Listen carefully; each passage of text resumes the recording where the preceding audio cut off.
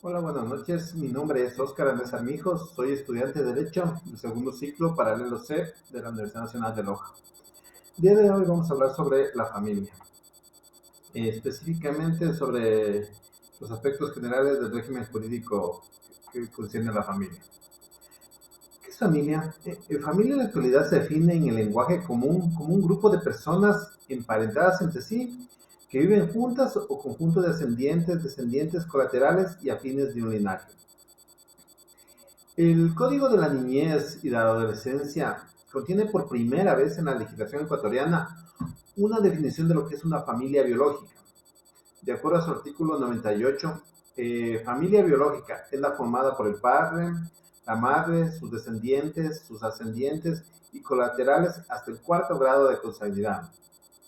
Los niños, niñas y adolescentes adoptados se asimilan a los hijos biológicos para todos los efectos del padre y la madre.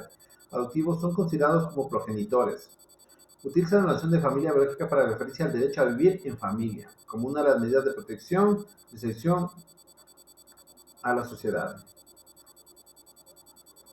En la opinión consultiva ante el 14 de la Corte Interamericana considera que la definición de familia no debe exigirse por la noción tradicional de una pareja y sus hijos, pues también pueden ser titulares del derecho a la vida familiar otros parientes, como los tíos, primos y abuelos, para enumerar solo algunos miembros posibles de la familia, siempre que tengan lazos cercanos personales. Además, en muchas familias, las personas a cargo de la atención, el cuidado y el desarrollo de una niña o niño en forma legal o habitual son los padres biológicos.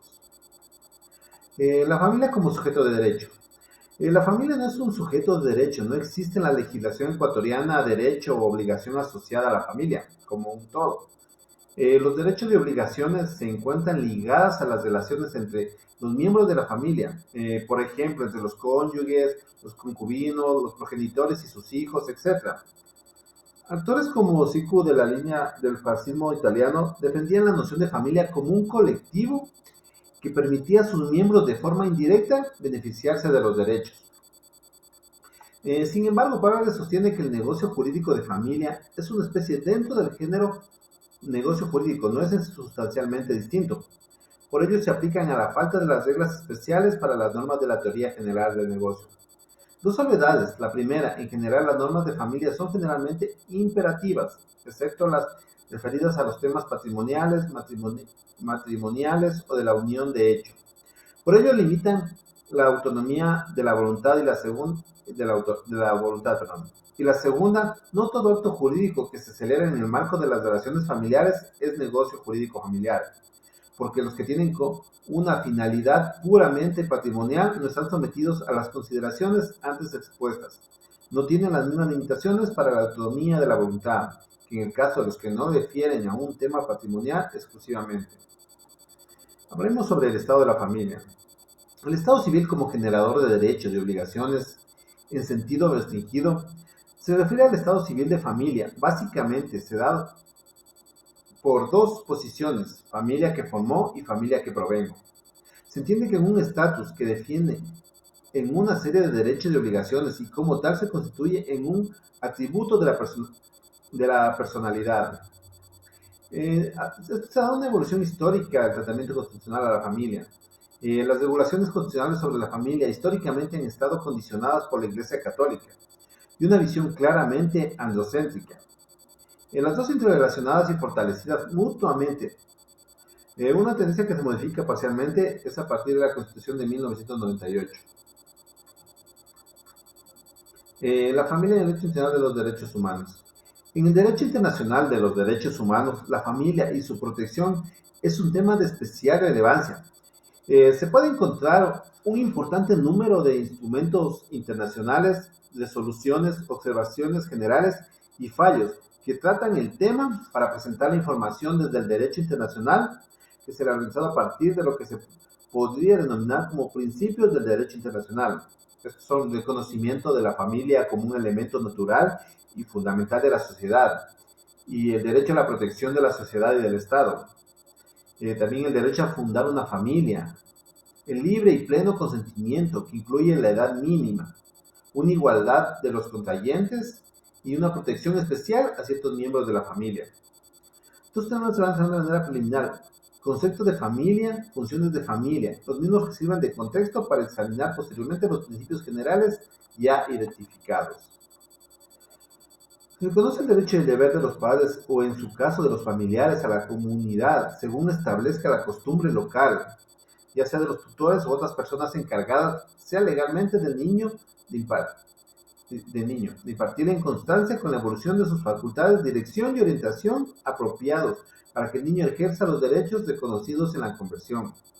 Vinculados se encuentran los derechos y deberes de los padres, en su caso de los representantes legales, de guiar al niño en el ejercicio de su derecho a la libertad de pensamiento, de conciencia y de religión, de modo conforme a la evolución de sus facultades. Los progenitores tienen la obligación, en condiciones de igualdad, en lo que respecta a la crianza y el desarrollo del niño, para lo que el Estado prestará la asistencia apropiada y velará por la creación de instituciones, instalaciones y servicios para el cuidado de los niños. Los padres también deben conocer los principios básicos de la salud y la nutrición de los niños, las ventajas de la lactancia materna, la higiene y el saneamiento ambiental y de las medidas de prevención de accidentes. A los padres también tienen como obligación u otras personas encargadas del niño, les incumbe la responsabilidad primordial de proporcionar, dentro de sus posibilidades y medios económicos, las condiciones de vida que sean necesarias para el desarrollo del niño. También el Comité de los Derechos del Niño considera que la familia cumple un papel fundamental en la educación de los niños y niñas. ¿Qué es el parentesco? El parentesco se define como la cualidad recíprocamente atribuida a dos personas, ligadas entre sí por la existencia de un ascendiente común o por el matrimonio de alguno de los miembros de una familia con el de otra, o como el vínculo jurídico que nace de lazos de sangre, el matrimonio o la adopción. ¿Qué es el parentesco por consanguinidad? Bueno, en el parentesco por consanguinidad, una persona es descendiente o ascendiente de otra o dos personas. Tienen un ascendiente en común. En el primer caso, la relación de ascendiente y descendiente o viceversa. Es parentesco de línea recta. En el segundo, tener un ascendiente común es en línea colateral o transversal. Así lo establece el segundo inciso del artículo 22 del Código Civil. Dice, cuando una de las dos personas es ascendiente de la otra, la consanguinidad es en línea recta. Y cuando las dos personas proceden de un ascendiente común y una de ellas no es ascendiente de la otra, la consanguinidad es una línea colateral o transversal. El parentesco por afinidad. Afinidad es el parentesco que existe entre una persona que está casada y los consanguíneos de su marido o mujer o de los cónyuges, o bien entre uno de los padres de un hijo y los consanguíneos del otro progenitor. Reza el inciso primero del artículo 23 del Código Civil, que dice que esta clase de progenitor de parentesco suele llamarse político porque se establecen los consanguíneos del cónyuge por el hecho del matrimonio o entre los consanguíneos de dos personas que han tenido hijos en común. La Corte Suprema de Justicia, o hoy llamada también Corte Nacional de Justicia, determinó de forma equivocada, en mi opinión, que la unión de hecho no daba origen al parentesco entre los consanguíneos de los convivientes.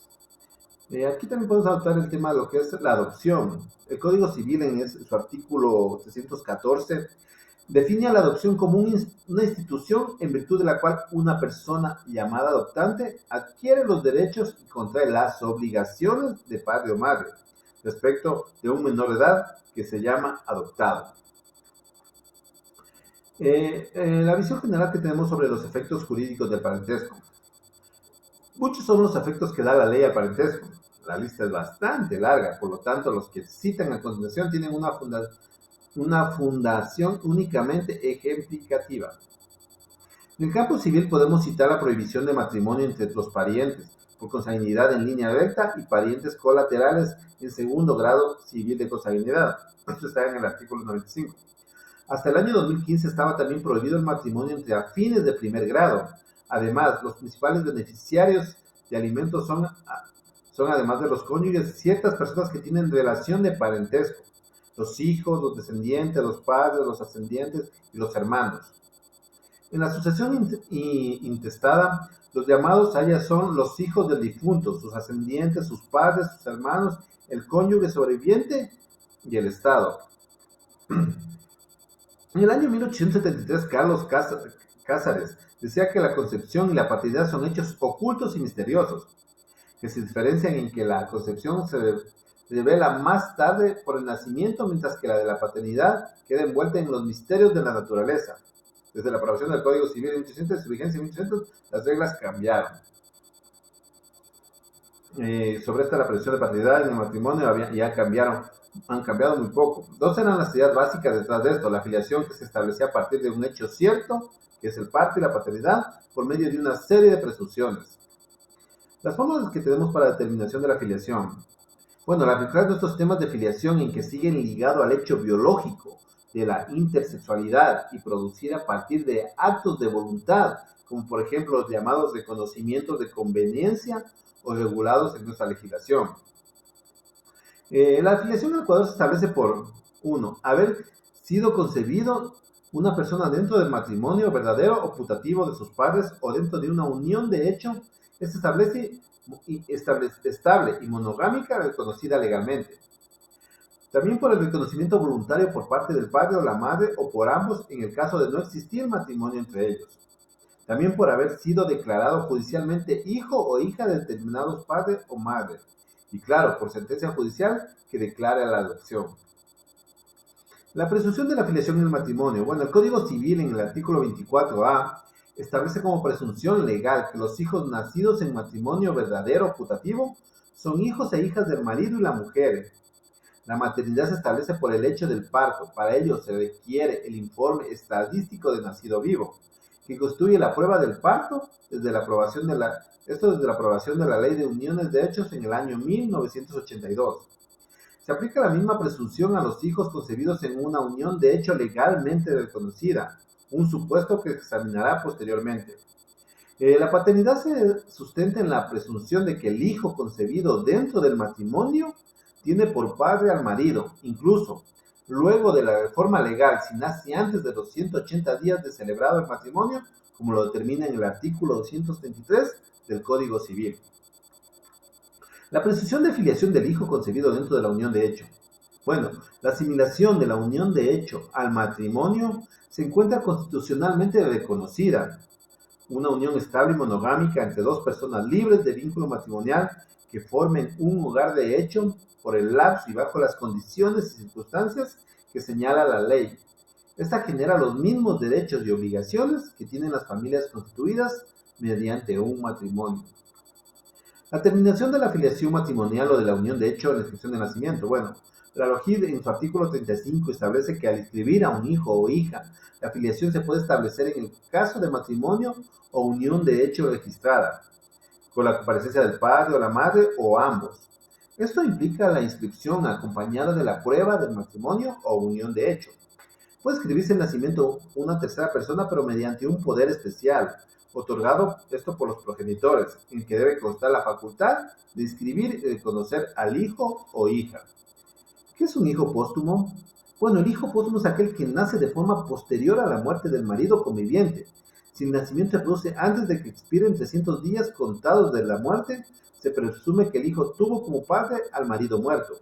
En este caso, la mujer que se creyera embarazada podrá denunciarlo a los que, no existiendo el póstumo, serían llamados a suceder al difunto. La denuncia debe hacerse dentro de los 30 días subsiguientes al día en que tuvo conocimiento de la muerte del marido.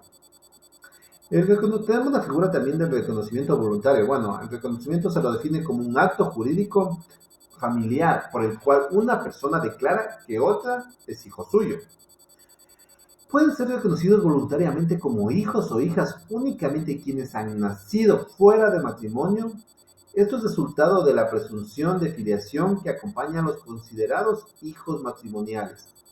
En la reforma del 2015 se introdujo una prohibición expresa que impide el reconocimiento voluntario en aquellos casos en los que existe una filiación ya existente. De producirse esta, no puede ser inscrita y es considerada nula. También es posible reconocer a los hijos que todavía están en el vientre de la madre. Este reconocimiento surte efectos jurídicos si el hijo nace vivo. en términos del artículo 7 del Código Civil. La revocatoria del reconocimiento. Bueno, de acuerdo al Código Civil, el reconocimiento es un acto libre y voluntario del padre o la madre que reconoce. Es un acto declarativo, por su fondo en un constitutivo y no es susceptible de revocación, lo que se establece normativamente en la reforma del 2015, prohibiéndose expresamente su revocatoria, lo que de forma previa se había establecido por medio de un precedente jurisdiccional obligatorio. La vía jurídica para atacar el reconocimiento voluntario es la impugnación, que puede socializarse por vía de nulidad cuando no se han presentado los requisitos para su validez, o demostrando que no existe vínculo biológico entre los reconocientes y el reconocido mediante el uso del examen del ADN, siempre que se encuentre en discusión la verdad biológica. El escritor de nacimiento debe inscribirse obligatoriamente en el plazo de 3 días posteriores a esto. Las inscripciones que se hacen antes de 90 días de producido el nacimiento se consideran ordinarias. Luego de este plazo se consideran extraordinarias, siendo necesario el cumplimiento de ciertos requisitos reglamentarios. La inscripción de los mayores de 18 años se hace por vía judicial. Una forma de establecer la filiación. Bueno, para inscribir a un hijo o hija, la filiación se establece en el caso de matrimonio o unión de hecho registrada, con la comparecencia del padre o la madre o ambos. Esto implica la inscripción acompañada de la prueba de matrimonio o unión de hecho. En los demás casos únicamente se puede establecer con la comparecencia de quien reconoce, uno de ellos o los dos. En caso de fallecimiento de la madre o en el parto, la filiación materna se probará mediante la presentación del certificado estadístico de nacido vivo y la historia clínica o la epicrisis debidamente legalizada. Puede inscribirse el nacimiento una tercera persona, nuevamente mediante un poder especial, como lo habías dicho, que este sea otorgado por los progenitores, que está la facultad de escribir y conceder ley. Declaraciones judiciales de paternidad o maternidad. Bueno, en el caso de que una persona no haya sido reconocida como hijo o hija de su padre o madre, siempre que haya nacido fuera de matrimonio, tiene la posibilidad de demandar judicialmente la declaración de paternidad o maternidad. El que no ha sido reconocido voluntariamente podrá pedir que el juez lo declare hijo de determinado padre o madre. Esta es una acción de estado declarativa, es decir, se dirige a obtener un pronunciamiento judicial sobre el estado de familia correspondiente a una persona. Tienen posibilidad de lograr un título de estado de familia del cual se carece. También se puede impugnar a la maternidad o paternidad. O sea, la reforma del Código Civil del 2015 establece un proceso de impugnación de paternidad y maternidad con cambios significativos. En lo relativo a la impugnación de paternidad, esta podía proponerse únicamente por parte del marido, que pasaba por padre, o sus herederos, si éste fallecía antes de los 60 días de producido el parto. En el caso de la maternidad, cualquier persona que tenía intereses podía presentar la impugnación. Estas reglas se mantenían en la legislación por fuerza de los prejuicios y la discriminación. Con la reforma se modifica el sistema unificando ya los legitimados, los plazos y el procedimiento para poder impugnar la maternidad o paternidad. La obligatoriedad de realización de un examen de ADN. Bueno, la negativa de la realización del examen de ADN en los juicios de paternidad tiene como consecuencia la presunción de paternidad o maternidad del demandado o demandada, de acuerdo a lo establecido en el artículo número 258 del Código Civil. También tenemos hoy en día lo que es la reproducción asistida. ¿Qué es la reproducción asistida? Bueno, con el avance de las técnicas científicas de reproducción asistida, es posible ahora desligar relación sexual y de reproducción. Reproduciendo asistidamente se define usualmente como el conjunto de métodos quirúrgicos cuyo objeto es lograr la fecundación de un ser humano de manera diferente a las condiciones naturales ya establecidas. Bueno, las consecuencias jurídicas de la filiación. La filiación es fuente de un conjunto de derechos y obligaciones. Esto ya para terminar. Bueno, correlativadas entre progenitores e hijos y da origen a las relaciones de parentesco, excepto en el caso explicado anteriormente referente a la declaración judicial de paternidad. Los hijos tienen todos los derechos y los progenitores todas las obligaciones, pero estos últimos no tienen ningún derecho frente a los hijos, ni siquiera el de herencia. En el siguiente,